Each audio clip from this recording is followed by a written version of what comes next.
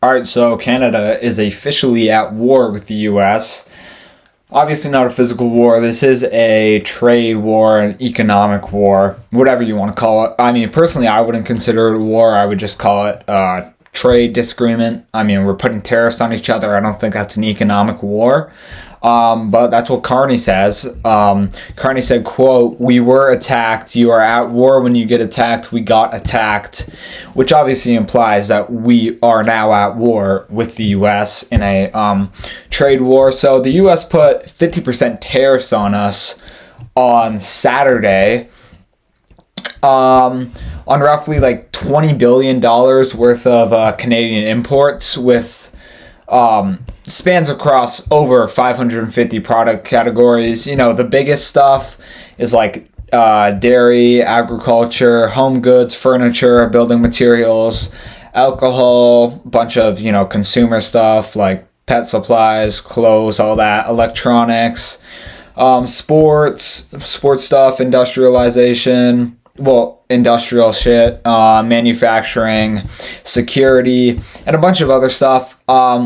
One thing that wasn't targeted was our energy sector, which, I mean, literally, well, two things that wasn't targeted. One was our auto sector, and two was our energy sector. The energy sector, the only reason that wasn't targeted is because Trump cannot afford to keep raising prices. I mean, he's already getting destroyed in, you know, oil and gas prices with the war in Iran, since the Straits obviously closed. So he's losing oil there. They're running out of their strategic petroleum reserve. It's at an all-time low since like the 1980s or whatever, 1982, like since it was made and filled up. So it's at an all-time low. But yeah, so Trump literally just cannot afford to keep like getting oil prices higher and higher. And the auto sector, like, you know, just anything to do with cars, that's kind of it. Like literal actual cars, parts of cars, engines, motors, all that stuff, just motor vehicles in general. That would be, you know, a fucking dirt bike, an ATV, a Sea-Doo, anything like that. He avoided to do that because he's trying to use that as leverage, since, I mean, we have massive imports. I think 90 or 80% of the cars that we produce export over to the US. So that would actually, that would really fuck us up if he did that. But he's using that as leverage. He said if a deal isn't made by January 1st of 2027, he will put 50% tariffs on them too. And Carney actually put on retaliatory tariffs. He said, quote, dollar for dollar tariffs. So he put 50% tariffs on a bunch of other U.S. products, which we actually don't know what the actual product is yet. Trump released his product list. I just read off, you know, the big stuff. But the tariffs we put on the U.S., our product list should come out sometime Tuesday. And on top of this, the same thing with the auto sector. We have 125,000 jobs in the auto sector right now. And 50% tariffs would lower margins so much in these companies. They would probably completely stop production. Not completely, but they would definitely halt production by like 70%. They would stop that. Mechanics, they would get fucked up. You can't go to garages anymore. The prices would be skyrocketed. And people are going to start getting fired. And I mean, potentially 125,000 jobs are at risk of being lost because of these 50% tariffs if they did come into place on January 1st, 2027. But we also have to take into account that U.S. jobs are also at risk. We saw the exact same tariffs Trump is trying to put on us right now. He put it on us in 2018, a bunch of metal tariffs. So, you know, it's like steel, aluminum, and lots of auto parts. Like that would be motors, engines, all that stuff, even something like a headlight. And they ended up losing around 75,000 jobs in the U.S. and completely destroyed that whole sector for that time. And then, you know, eventually lifted the tariffs partially. So, you know, redoing that, it could potentially backfire on them again, which I mean, there's no reason it wouldn't. In 2018, he put the exact same 50% tariffs on all these sectors, and now he's threatening to do it again on January 1st, 2027. Same thing, same exact sectors, 50% tariffs, and nothing has really changed in those sectors. We were still trading like normal. So, I mean, it completely makes sense that it will backfire again, and they will lose more jobs than us. It's going to hurt them more than it's going to hurt us. And that's not even taking into account the retaliatory tariffs that we are putting on them, which maybe I'll make another video on that because the list isn't even out yet. So I can't really go too deep into that without knowing what sectors we're going to target. And the craziest thing is how this whole entire thing started. So we're at normal trade talks, whatever. We're having negotiations. Trump and Carney met, whatever. And Trump said that he wanted to monitor every single trade agreement that Canada made and that we would have to get the U.S. approval before we even make a trade agreement. And he said, you know, we can't trade with China anymore, or we have to calm down trading with China and a bunch of other countries. The list of countries isn't actually out, but China was one of them that is confirmed by Carney. And I mean, that's just insane. I mean, we talk about foreign influence a lot with Israel and the US, and everyone's opposing that. But the second Canada opposes something like this, where it's quite literally another country saying we are going to completely control who you can trade with, how much you trade with them, and what you trade with them. Once we oppose that, I mean, that's terrible. That's crazy. You know, we should be doing that foreign influence. So it's that double standard that's crazy. And I do want to pull up this tweet, which, you know, kind of just solidifies my point. I mean, let me just pull this up, bro.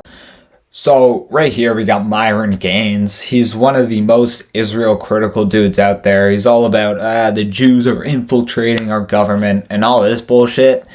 And this is what he says. Canada is gay, so fuck those maple syrup socialists. I agree with President Trump on this one. I mean, this is just insane. The double standard is insane. He's all for opposing foreign influence, opposing Israel. But the second we oppose foreign influence, I mean, that's a huge problem. And also, what happened to like actual, you know, these political influencers like him? He's like one of the biggest political influencers. Let's see, 500,000 followers on X. Like one of the biggest political influencers. And he does, you know, no actual like geopolitical analysis, like what's actually happening with the tariffs, with the trade. He just says Canada is gay, we don't need them. Like, I mean, if you think, you know, what Trump did, putting the tariffs on us was good, that's fine, you know, give your reasons, but you just say Canada is gay and that's it. Like, you don't even know anything about the tariffs, what's happening with the trade deal. It's like, what the fuck are you even talking about, bro?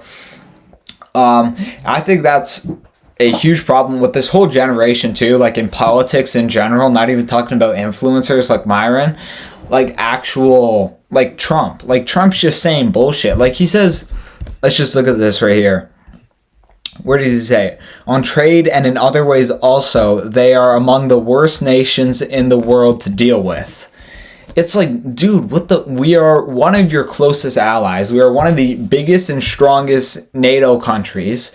We have one of the, you know, biggest GDPs. It's like, we're just destroying our, you know, relations because we want to go viral on Twitter, or we want to be edgy, and we want to, you know, go to this new generation and say, hey, yo, bro, I'm one of you guys, you know, fuck this, fuck that. And it's like all this, you're trying to be relatable. And it's Vance. Vance was saying stuff. Doug Ford said, you know, Trump kissed my ass. It's like, what are you guys doing? You guys are actually, you know, I expect that from influencers like, you know, Myron Gaines and Nick Fuentes. Like, that's obvious. You guys are influencers. Your job is to entertain. But these actual, you know, people like Donald Trump and Carney and Doug Ford, who are actually in politics, who are actually in the government, I mean, you're supposed to be a professional, bro. And you're telling the other dude to, you know, kiss your ass. You're telling, you know, you're saying all this bullshit, bro. It's like, how about we get a deal going so you don't cook your whole fucking economy, bro? Have you ever thought about that? Like, I mean, these people are like, I don't even know, bro.